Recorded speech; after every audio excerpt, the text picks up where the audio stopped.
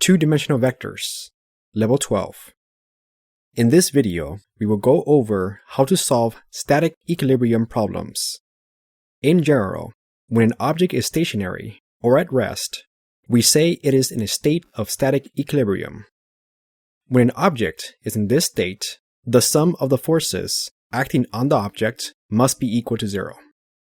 For example, say we had an object sitting on a table.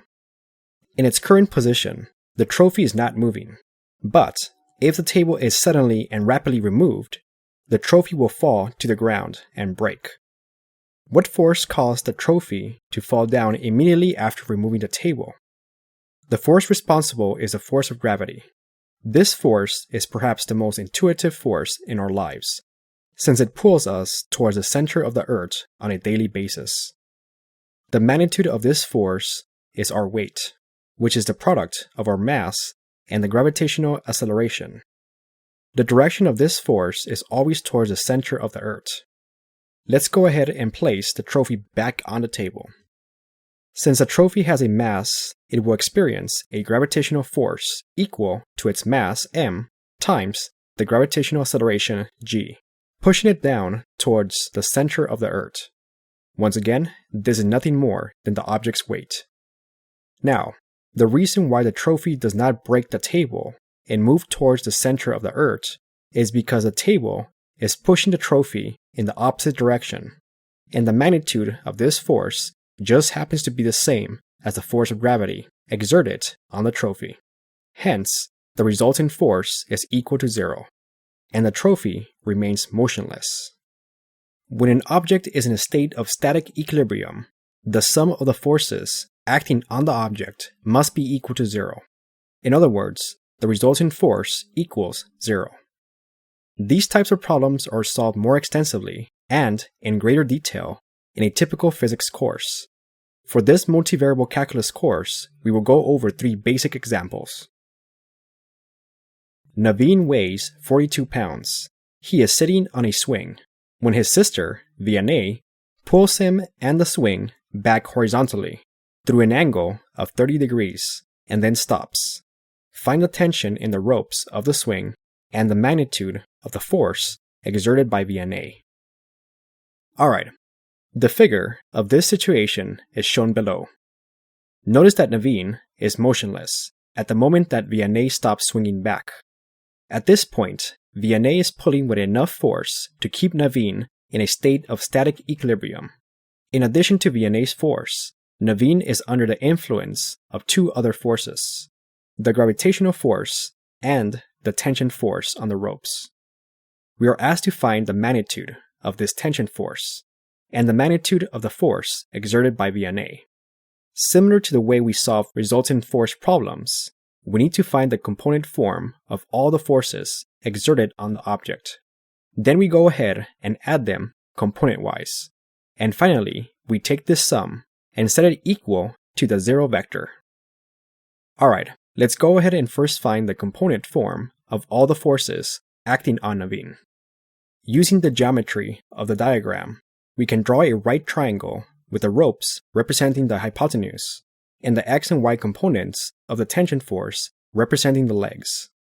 For this problem, you are free to use the 30-degree angle or the 60-degree angle that is formed by the sides of the right triangle, as long as you apply the trigonometric ratios correctly and assign the correct direction to the x and y components, everything will work out. I'm going to use the 60-degree angle and use it to find the components of the tension force. In this case, the x component of the tension force will be equal to the magnitude of the tension force, which is currently not known, times cosine of 60 degrees, and the y component will be equal to the magnitude of the tension force times sine of 60 degrees. Alright, now let's find the components of the gravitational force acting on Naveen. Since the gravitational force is always pointing towards the center of the earth, it will only have one component. In this case, the vertical or y component and its magnitude will be equal to Naveen's weight. Also notice that it will be negative since it is pointing in the direction of the negative y-axis. So the components of the gravitational force are going to be equal to 0 for the x component and negative 42 pounds for the y component. Now let's find an expression for the components of VNA's force. Similar to the gravitational force, this force will only have one component, which is facing towards the positive x-axis. So the component form of VNA's force will be equal to the magnitude of VNA's pulling force, which is currently not known, for the x component, and 0 for the y component. Now that we have all three forces, we go ahead and add the forces component-wise. Also, since this is a static equilibrium problem, we also need to set it equal to the 0 vector, as follows. This expression allows us to generate two separate equations, one for the x component and one for the y component. In essence, we are dealing with a system of equations. In this case, we have two unknowns, which require two equations to solve, and we just happen to have those equations. So now, let's go ahead and solve for the tension force with the second equation. Approximating the expression, we obtain about 48.5 pounds for the tension force. Lastly, we use this value in the first equation to solve and approximate VNA's force, which is approximately equal to 24.3 pounds. Alright, let's try the next example.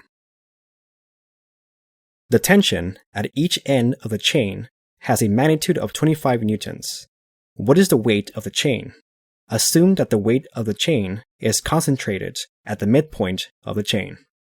Alright, here we have a hanging chain under tension, forming an angle of 37 degrees with the horizontal portion of the edges. We are also advised to assume that the weight of the chain is located at the midpoint of the chain. This means that we are going to have three distinct forces acting on the chain, focused at the midpoint. Similar to the previous example, let's first find an expression for the components of all three forces. For the first tension force, the x component will be equal to the magnitude of the tension force, in this case 25 newtons, times cosine of 37 degrees, and this component will be negative, since it is pointing in the direction of the negative x-axis.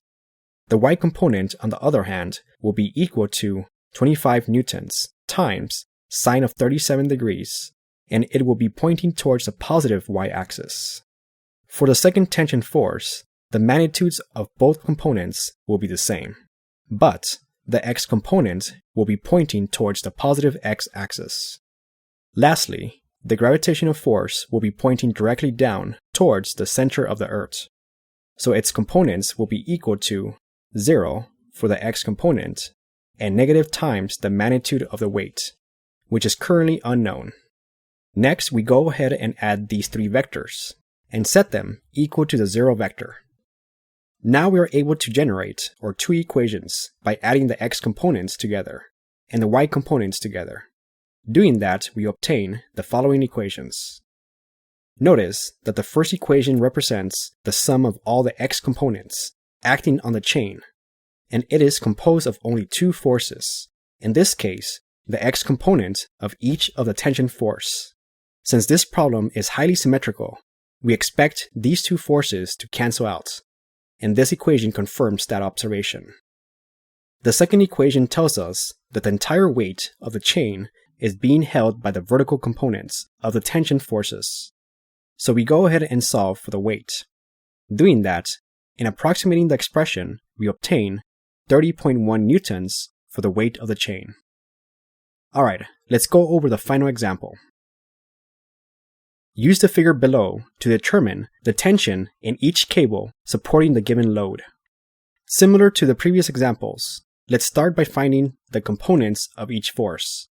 The first tension force will have the following components, and the second tension force components will be equal to the following. Finally, the gravitational force will have the following values for its components. Notice that both tension forces are unknowns. Since this problem lacks symmetry, we need to get a little bit more involved in order to find the values of these forces. Let's go ahead and add these forces and set the expressions equal to the 0 vector.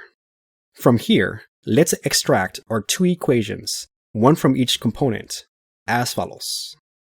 Now we are face to face with a system of equations with two unknowns. At this point, it is just a matter of solving for one of the unknown tensions from one equation and substituting it back into the second equation and solving for the unknown variables. So solving for the first tension force, we obtain the following.